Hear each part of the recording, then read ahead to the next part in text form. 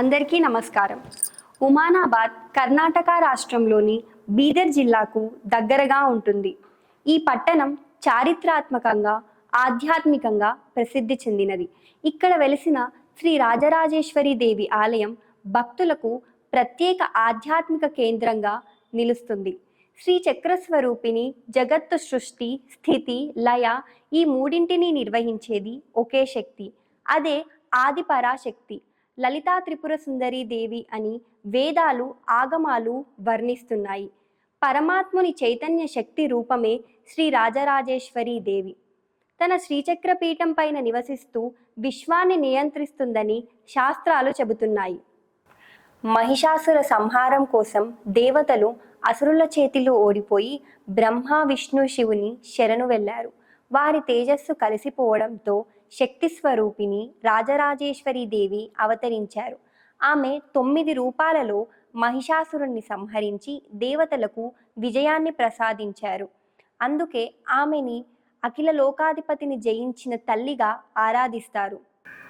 లలితా సహస్రనామంలో ఓం శ్రీ రాజరాజేశ్వరాయ నమః అంటే రాజులకు రాజుగా, లోకాలకు అధిపతిగా, శక్తులకు ఆధిపత్యముగా నిలిచినది అని అర్థం.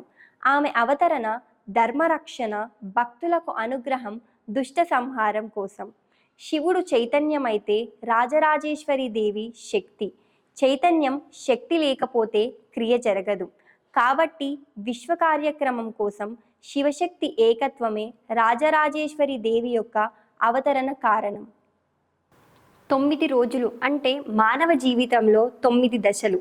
ప్రతి ఒక్క రూపం మన లోపలి ఒక చక్రాన్ని మేల్కొలిపి చివరికి మానవుని ఆధ్యాత్మిక శిఖరానికి తీసుకువెళ్తుంది.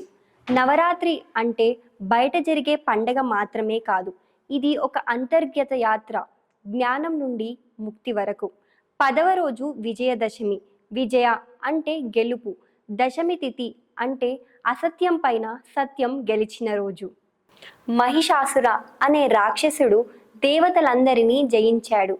దేవతలందరి శక్తులను పొందిన పరాశక్తి దుర్గాదేవి 9 రోజుల పాటు యుద్ధం చేసి 10వ రోజు దశమి రోజున మహిషాసురుడిని సంహరించింది. అందుకే ఈ రోజును విజయదశమిగా జరుపుకుంటారు. శ్రీరాముడు రావణుడి పైన ఆశ్వాయుజ శుద్ధ దశమి నాడు విజయం సాధించడం వలన ఈ రోజును రామ విజయదశమిగా కూడా పరిగణిస్తారు. ఆచారాలు, ఆయుధ పూజ. పూర్వకాలంలో యోధులు తమ శస్త్రాలను ఈ రోజున పూజించేవారు. ఇప్పటికీ కూడా వృత్తి పరికరాలు, పనిముట్లు, వస్తువులు, వాహనాలు, పుస్తకాలను పూజించే ఆచారం ఉంది. దక్షిణ భారతదేశంలో ప్రత్యేకంగా బొమ్మల గోళ్ళు ఏర్పాటు చేసి అమ్మవారిని అలంకరిస్తారు. విజయదశమి రోజున జమ్మి చెట్టుకి పూజ చేసి వాటి ఆకులని బంగారంగా పరిగణించి ఒకరికి ఒకరు అందిస్తారు. ఈ రోజున పిల్లల అక్షరాభ్యాసాన్ని ప్రారంభించడానికి చాలా మంచి రోజు.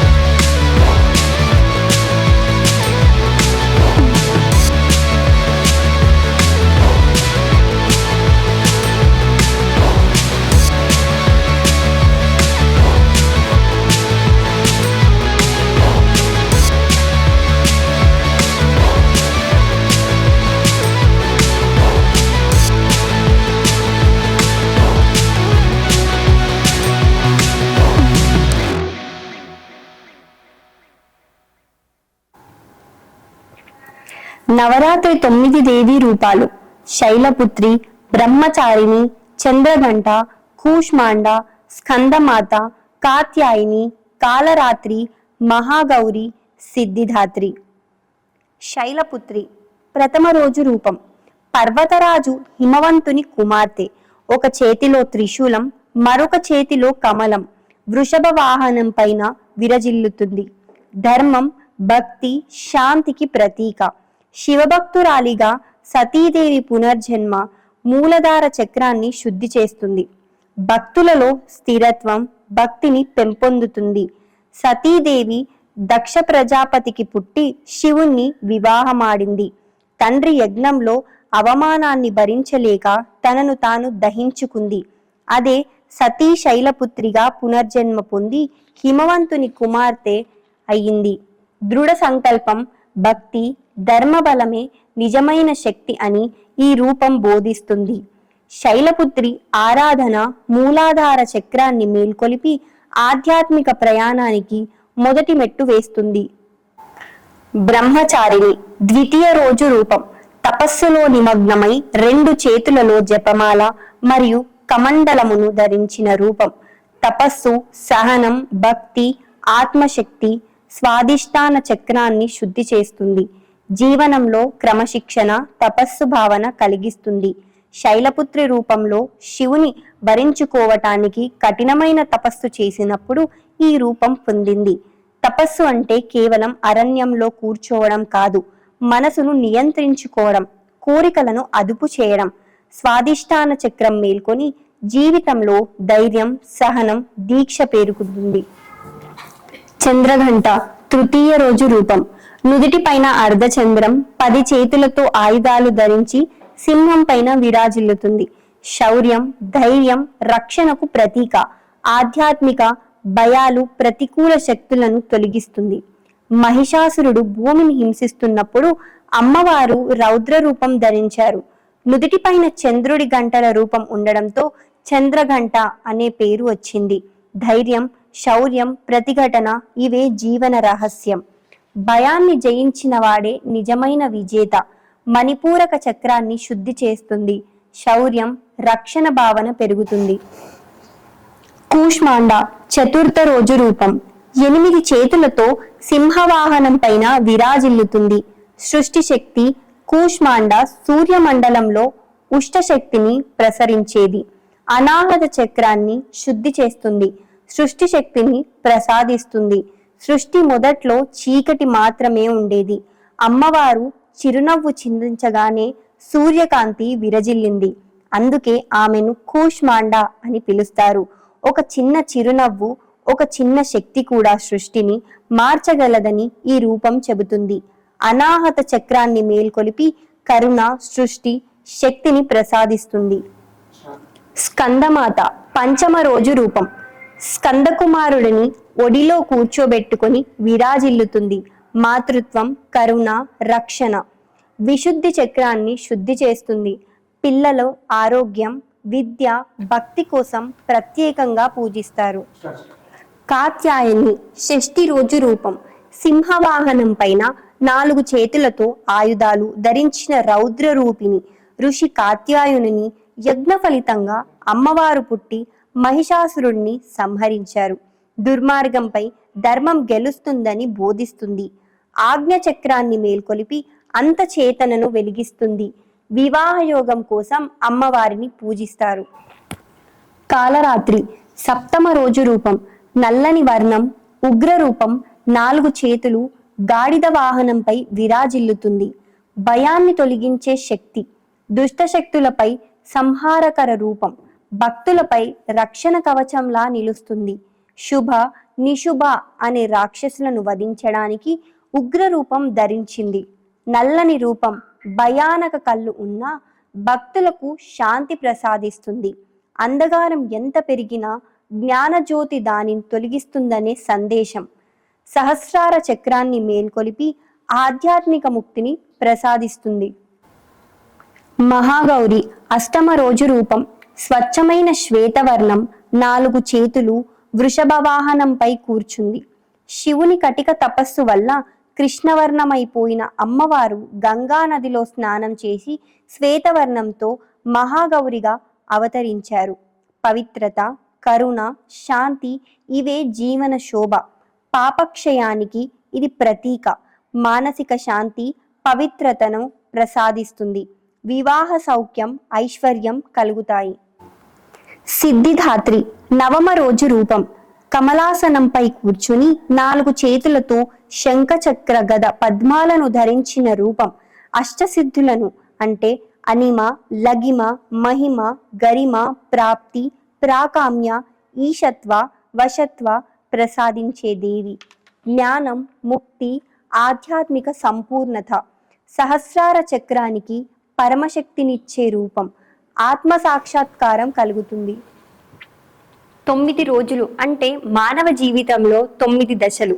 ప్రతి ఒక్క రూపం మన లోపలి ఒక చక్రాన్ని మేల్కొలిపి చివరికి మానవుని ఆధ్యాత్మిక శిఖరానికి తీసుకువెళ్తుంది. నవరాత్రి అంటే బయట జరిగే పండగ మాత్రమే కాదు, ఇది ఒక అంతర్గత యాత్ర, జ్ఞానం నుండి ముక్తి వరకు. 10వ రోజు విజయదశమి. విజయ అంటే గెలుపు. దశమి తిథి అంటే అసత్యం పైన సత్యం గెలిచిన రోజు.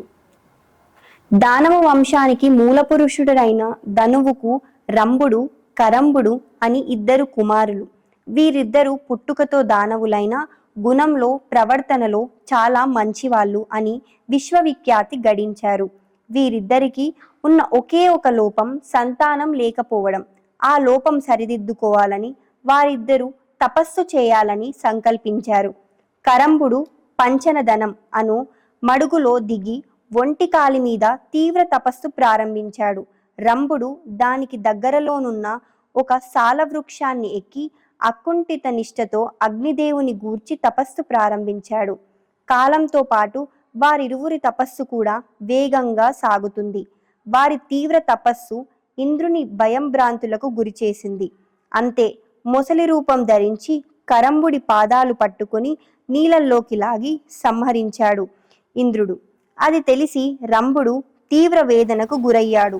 ఇంద్రుణ్ణి చంపేయాలనిపించింది, కానీ తపోదీక్షితుడు క్రోధోద్రిక్తుడు కారాదు అని ధర్మానికి కట్టుబడి శాంతిచితుడై ఆలోచించి తలను ఖండించుకొని అగ్నికి ఆహూతి చేయాలని నిర్ణయించుకొని ఎడమ చేతితో తన జుట్టు పట్టుకొని కుడి చేత్తో తన తలను ఖండించుకోబోయాడు.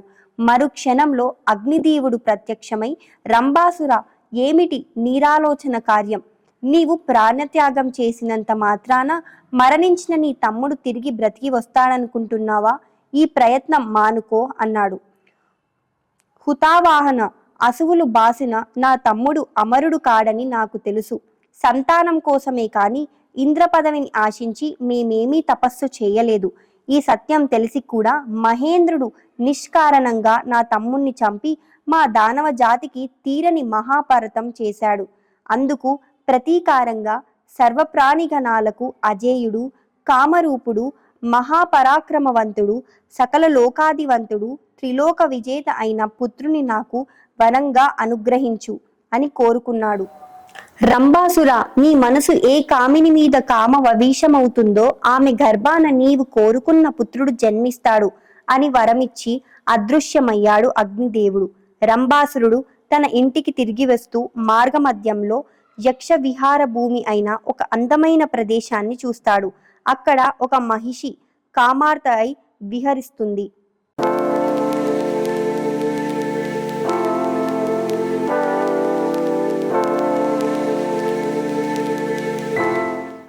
ఒక గంధర్వ కన్య తన సౌందర్యం మీద గర్వించి అరణ్యంలో సంచరిస్తున్న మహర్షిని అవమానించింది.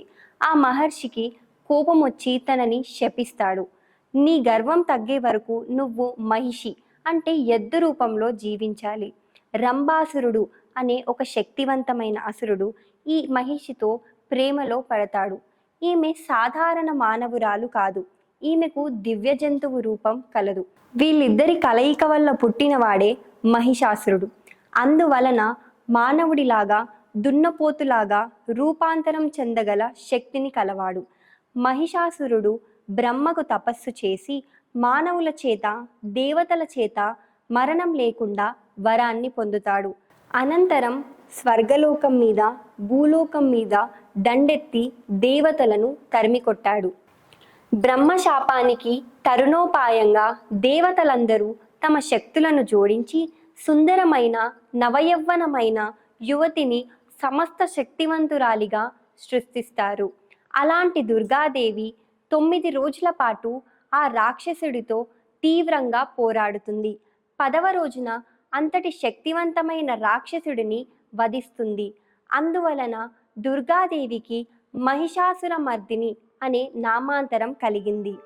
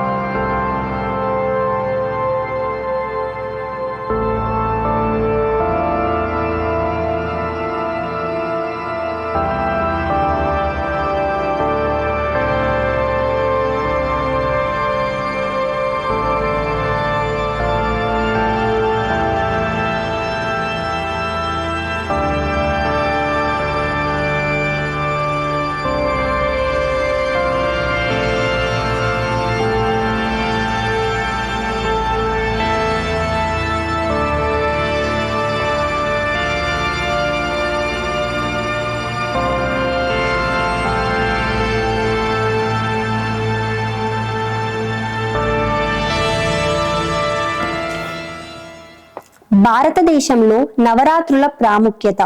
ఉత్తర భారతదేశంలో రామలీల, రావణ దహనం, దక్షిణ భారతదేశంలో గొలుసు బొమ్మలు, కోలాటాలు, బెంగాల్లో దుర్గా పూజ, ఆంధ్ర తెలంగాణలో బతుకమ్మ, బొమ్మల కొలువు. నవరాత్రుల తర్వాత వచ్చే రోజు విజయదశమి. ఇది శుభారంభాల పండుగ. దేవి మహామాయ అంటే ఏమిటి? మహా గొప్పది, అపారమైనది, మాయ శక్తి, ఆవరణ, సృష్టి చేయు శక్తి. కాబట్టి మహామాయ అంటే సమస్త సృష్టిని నియంత్రించే, ఆవిష్కరించే, కప్పి ఉంచే, నడిపించే అపార శక్తి. మహామాయ అనేది అద్వితీయమైన ఆదిశక్తి.